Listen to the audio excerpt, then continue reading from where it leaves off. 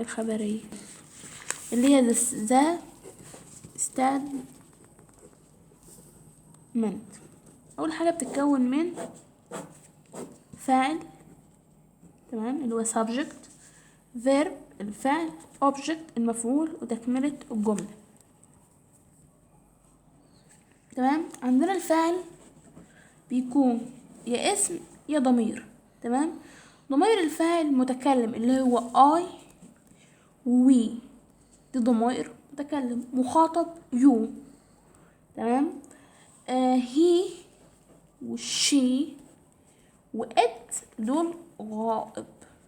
تمام. عندنا الفعل فعل اساسي، تمام، وفعل مساعد.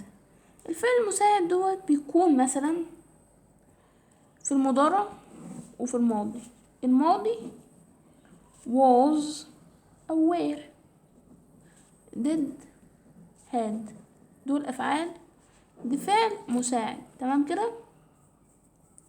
أما في المضارع بيكون am is are do does، بيكون have has، بيكون will مثلا shall، الحاجات دي كلها اللي هو shall. تمام. can may must. تمام. الفعل الرئيسي بقى اللي هو بيكون مثلا انا لو حطيته في الجمله، تمام، وقرات الجمله انا هفهم معناها، مش محتاج حاجه معايا. زي مثلا لما اقول ايه اللهم صل وسلم وبارك، زي ما اقول مثلا help I help my mother. تمام كده. يبقى احنا خدنا كده الفعل. المفعول اللي هو object طبعا بيكون يا اسم يا ضمير برضو. الاوبجكت ضمير الفعل اهوت. تمام. ضمير الفعل، وده ضمير المفعول. ضمير المفعول من I me، من he him، من she her، من it، من we us، من they them. دي ضمائر المفعول. عندنا تكملة الجملة بقى.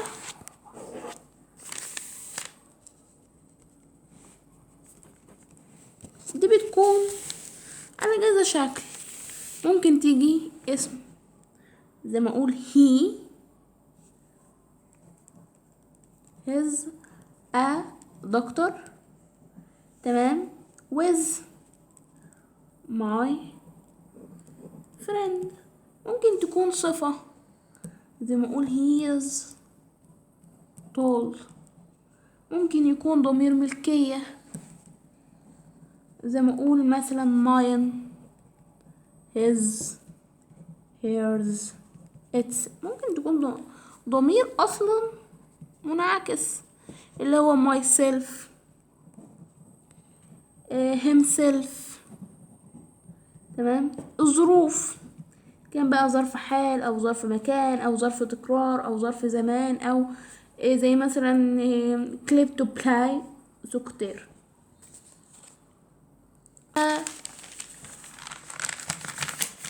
parts of speech أجزاء الكلام.